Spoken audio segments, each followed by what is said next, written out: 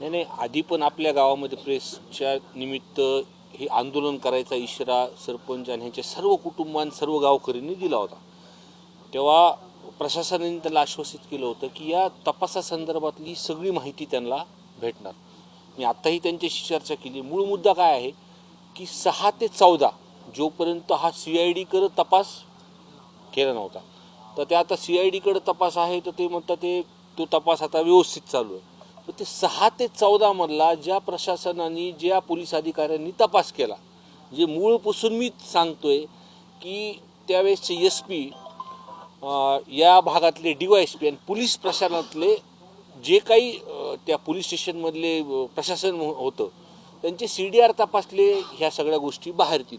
पण ह्यांनी जेव्हा SP साहेबांसोबत चर्चा केली तर त्यांना असं लक्षात आलं की 6 ते 14 पासून या वेळेच्या ह्याच्यामधला तपासाचं त्यांना काही लक्षात येत नाही. मग त्या कालावधीमध्ये किंवा आत्तासुद्धा जे लोक ह्या आरोपींना जे मदत करत होते आणि जे रेकॉर्डवरती आले, म्हणजे ज्यांनी पैसे ट्रान्झॅक्शन ज्यांनी केलं, तो डॉक्टर वायबसे म्हणून आहेत, ज्याच्या गाडीमध्ये एक VIP ट्रीटमेंटसारखं त्यांना सोडत आलं, तो शिवलिंग मोराळे आहे. अजून एक व्यक्ती जेव्हा ह्यांचे कुटुंबाला पोलीस स्टेशनच्या तिथे ज्यांनी दम दिलं, आरोपीचे फोटो दाखवतो म्हणून हे वारंवार सांगतात. ते काय नाव, बालाजी तांदळे म्हणून. हे आत्तापर्यंत या गुन्ह्यामध्ये का घेतलं नाही हा प्रश्न त्यांचा आहे. आणि हे खऱ्या अर्थाने बरोबर आहे, जे की त्यांचं कुटुंब स्वतः सांगते किंवा ते रेकॉर्डवरती कुठंतरी आले. एक तर मीडियावरती सोडताना आलाय, व तुला कुठं सापडला काय नाही, तुला कुणी फोन केला, तुला कुणी सोडायला सांगितलं, हे सगळे आजाद फिरतात आणि परत व्हिडिओ कडून सांगतात की मला जाताना गाडीत भेटले होते म्हणून. हा मूळ आहे ह्याचा. काय आहे, मी पहिल्या दिवशीपासून हा विषय जे मानतोय ना, या तपास CID-कडे गेल्यापासून आता व्यवस्थित सरकारने गेलं तर तो चालू आहे. पण कुठं ना कुठं या यंत्रणेला तपासापासून किंवा हे जे काही लोक आहेत जे वाल्मिक कराडच्या सोबत आहेत आणि हा गुन्हा झाल्याच्या नंतर जे काही मदत त्यांना त्या अटक होईपर्यंत इकडं तिकडं फिरवत होते, ही जे लोक, हे जे काही रेकॉर्डवरती आले, ह्यांना कुठंतरी मदत होती असं मला वाटतं. आणि या मदत करण्यामध्ये त्यांचे निकटवर्ती जे आहेत, धनंजय मुंडे साहेब यांनी स्वतःच सांगितलं होतं. सगळा महाराष्ट्र त्यांना म्हणते की नैतिकता दाखवून त्यांनी राजीनामा दिला पाहिजे, तेव्हा मग प्रशासनाला पूर्ण मोकळा श्वास भेटेल. आणि हे जे काही ज्यांनी या आरोपींना मदत केलेली आहे त्यांना अटक, म्हणजे गुन्हा दाखल करून त्यांना अटक केली पाहिजे. आज सुद्धा म्हणजे वारंवार या गावामध्ये आम्हाला सर्वांना यावं लागतं. प्रशासन आश्वासन देतं, तुम्ही म्हणतात परत आम्ही राजकारण करतो. पण एक कुटुंब आणि ते गावकरी जर सर्व तिथं बसले असतील, लहान लहान लेकरं त्यांचे बसलेले आहेत. हे बघ, या ताईची उद्या एक शेवटचा पेपर राहिला आहे 12वीचा, तरीसुद्धा हे त्यांचे भाऊ, त्यांचे पूर्ण परिवार, त्यांचे सर्व गावातले सर्व म्हणजे लोक फक्त काय सांगतात ते की जे काही उलटं सुलटं सांगत नाहीत, की जे आढळतंय कुठंतरी, जे उलटं कुठं मीडियावरती दिसलं जातं, त्यांना सरेंडर करताना वाल्मिक कराडला ते डॉक्टर काय नाव वायबसे असतील, पैसे ट्रान्सफर करतात, ते का अटक ह्यांना जी दादागिरी जे बालाजी तांदळेंनी केली होती ते वारंवार सांगतात. ते मग कुठं ह्यांना कागदावर घेतलं का तपासाला बोलवलं हा संशय येतो. आणि कुठंतरी मग अडचण परत या तपासामध्ये येऊ नये. ही सर्व मंडळी पैशानी खूप दानशूर आहेत, म्हणजे दानशूरपेक्षा पैशानी चांगलेत. मग कुठं ना कुठं कसा तपास थांबवता येईल ह्यांचा प्रयत्न होईल. त्यांनामुळे ह्यांना गुन्ह्यात घेतलं पाहिजे, अटक झाली पाहिजे.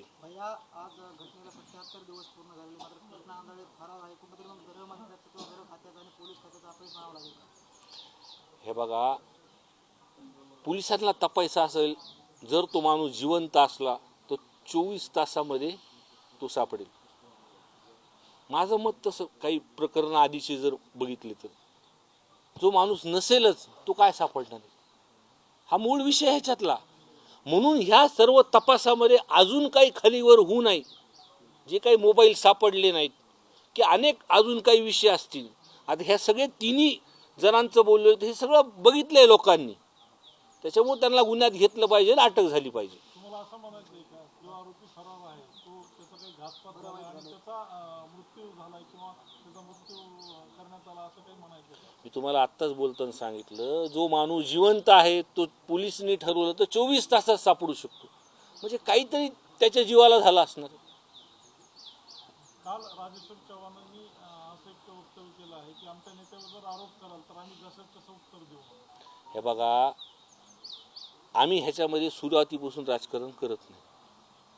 तपासाची दिशा किंवा गावात आल्यानंतर जे ते त्यांचे कुटुंबाचे लोक सांगतात किंवा जी परिस्थिती एक लोकप्रतिनिधी म्हणून येते, तुम्ही आरोप करा, काय हरकत नाही, पण आम्ही सातत्याने सांगतो, अहो सभागृहामध्ये हा पहिल्यांदा महाराष्ट्राच्या इतिहासामध्ये हा विषय झाला असेल की सर्व पक्षाचे आमदार बोलले. मग तिथं काय राजकारण दिसलं? म्हणजे आम्ही विरोधी बाकावरती, सत्ताधारी सुद्धा ह्या विषयावरती तडतडीने बोललेत की कुठं सगळ्यांनी माहिती घेतलीच असेल ना. एखादा लोकप्रतिनिधी सभागृहात गेल्यानंतर तो सुद्धा पूर्ण माहिती घेऊन विश्वासाने त्या विषयावरती मांडतो. देशमुख कुटुंबाला प्रत्येक वेळेस न्याय मागण्यासाठी किंवा न्याय मिळवण्यासाठी आंदोलन आणि उपोषण करावं लागतं. हीच वस्तुस्थिती आहे ना, हीच वस्तुस्थिती आहे की काही लोकांमुळं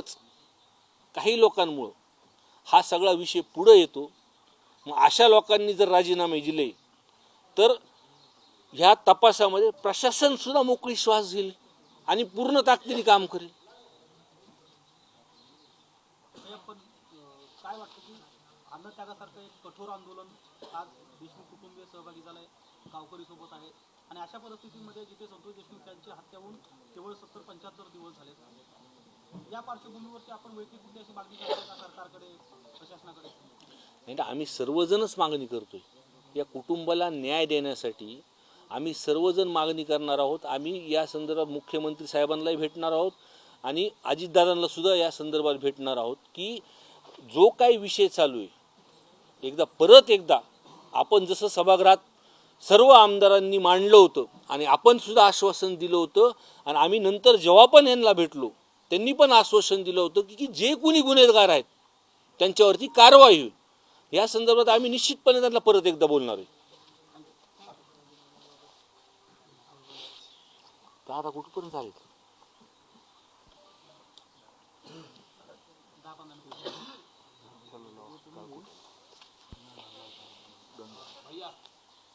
ज्या पद्धतीने हॉस्पिटलमध्ये VIP ट्रीटमेंट दिली त्याच पद्धतीने जेलमध्ये सुद्धा VIP ट्रीटमेंट दिली जाते असा आरोप आहे. नेमकं त्याकडे कसं बघताय? नाही, त्यांची माहिती काही ना काही त्यांच्याकडे असणारच. ते ज्या परिस्थितीला आम्हाला जे कानावर येतो आम्ही तुम्हाला बोलतो, पण त्या कुटुंबावरती अन्याय झालाय आणि अन्याय झाल्यामध्ये काही प्रशासनातल्या लोकांना त्यांनाही आम्ही चर्चा केल्यानंतर ही गोष्ट झाली, ही चुकीची झाली. मग कुठंतरी त्यांना कळतंय आणि सत्य ते मांडतात. जेलमध्ये VIP ट्रीटमेंट दिली जाते असं तुम्हाला वाटतं का? आणि नेमकं ते जर असेल तर कशा पद्धतीने त्याच्यात काय आहे? अहो, सरेंडर करता वेळेस पहिल्यांदा आपण बघितलं एक चांगल्या गाडीमध्ये येतो, तो सरेंडर होतो वाल्मिक कराड. सरेंडर झाल्यानंतर आपण कधी अटक झाल्यानंतर आपले गळ्यातले दोरे, हातातले दोरे सगळे काढून आपण बघतो. हे तर मीडियाने बघितले आणि दाखवले. बरोबर आहे की नाही? मग होऊ शकतो की नाही? ही कुठंतरी VIP ट्रीटमेंट चालूच आहे ना. मग गृह विभाग याकडं म्हणजे यांच्यावर मेहरबान आहे यातून असं दिसतंय आणि वारंवार तुम्ही देखील तक्रार करून याकडे दुर्लक्ष केलं जातं. हे बघा, मूळ परिस्थिती काय आहे, जे 6 ते 14 तारखेमध्ये जेव्हाचं प्रशासन तेव्हा होतं, त्यांनी तिथं काही चुक्या केल्या आहेत आणि गृह विभाग वरती माहिती घेत असताना खालून त्यांना माहिती जाती का, हा मूळ भाग आहे. मग जेव्हा वस्तुस्थिती मीडियामार्फत किंवा आपल्या सर्वांमार्फत जेव्हा हे सर्वजण बसतात किंवा बोलतात त्याच्यामध्ये दखल घेतल्या जाते, ही वस्तुस्थिती. अजितदादा इथले पालकमंत्री झाल्यानंतर तपास यंत्रणेमध्ये काही फरक पडला, सकारात्मक पडला का नकारात्मक? हे बघा, त्यांनी कुटुंबाने किंवा आम्ही सुद्धा हे म्हणतो की CID कडे प्रकरण गेल्यानंतर जेव्हा सभागृहामध्ये सर्वांनी म्हणल्यानंतर की तपास चालू आहे, पण 6 ते 14 मधला जो तपास आहे या संदर्भातला रेकॉर्ड तिथं नाही असं त्यांना प्रशासनाने उत्तर दिले आणि उत्तर देत असताना जे काही लोक समोर येतात ते 3 लोक, ते डॉक्टर काय नाव त्यांचं वायबसे, आणि ते पैसे देताना ट्रान्सफर करताना दिसतात. ते ज्यांनी गाडीमध्ये सोडलं तो शिवलिंग मोराळे, तिसरा ज्यांनी यांच्या कुटुंबाला पोलीस स्टेशनच्या त्या बाजूला आतमध्ये कुठं दम दिलाय बालाजी तांदळे, यांना का गुन्ह्यात घेत नाही तर अटक करत नाही, हा विषय आहे. तुम्ही मध्ये जुन्नरला आदिदादांची भेट घेतली त्यावेळेस हे विषय त्यांच्या कानावर घातले होते का? मी जेव्हा पण दादांना भेटलो हा विषय त्यांच्या कानावर, आणि त्यांनी प्रामाणिकपणे सांगितलं की ही चुकीची गोष्ट झालेली आहे आणि जे कोणी गुन्हेगार ह्याच्यात असतील, जे कोणी, त्याच्यावरती कारवाई होणार. पण तुम्ही सांगून देखील काही होत नाही. नाही, काही तपासामध्ये काही गोष्टी पुढे येतात. आता आम्ही विरोधी वाकावर म्हणल्यावर विरोधीच बोललं पाहिजे, पण कुठं पहिल्यापासून सुद्धा सांगतोय की एकदा सभागृहामध्ये या सरकारने दखल घेतल्यानंतर काही बदल दिसतात त्याच्यात. पण जे काही चुकी आधी झालेल्या आहेत किंवा जे काही तपासामध्ये आम्हाला निदर्शन येतं, त्यांच्या कुटुंबाला येतं, ती वस्तुस्थिती तर मांडली पाहिजे. परत 2 तारखेपासून दुसरं अधिवेशन सुरू व्हायला लागले. मागच्या अधिवेशनामध्ये तुम्ही हा सगळा मुद्दा उचलला होता, त्यामुळे वाचा फुटली होती. आता दुसरं अधिवेशन यायला लागले तरी ह्या प्रकरणात पूर्ण न्याय मिळालेला नाही. म्हणजे ह्याही अधिवेशनामध्ये हे सगळे पडसाद उमटले. हो, आता गावकऱ्यांची या सर्व परिसरांच्या लोकांच्या ज्या काही मागण्या असतील, मेन त्यांच्या कुटुंबाच्या ज्या असतील, ज्या काय आहेत, जे काय त्यांचे प्रश्न आहेत, ते प्रश्न तर आम्हाला सभागृहात मांडावंच लागतील. देश विदेशातील प्रत्येक घडामोडींचे लाईव्ह अपडेट मिळवण्यासाठी आता साम टीव्हीच्या सर्व सोशल मीडिया प्लॅटफॉर्मला लाईक, फॉलो आणि सबस्क्राईब करा. तसंच सर्व नोटिफिकेशनसाठी बेल आयकॉन प्रेस करायला विसरू नका.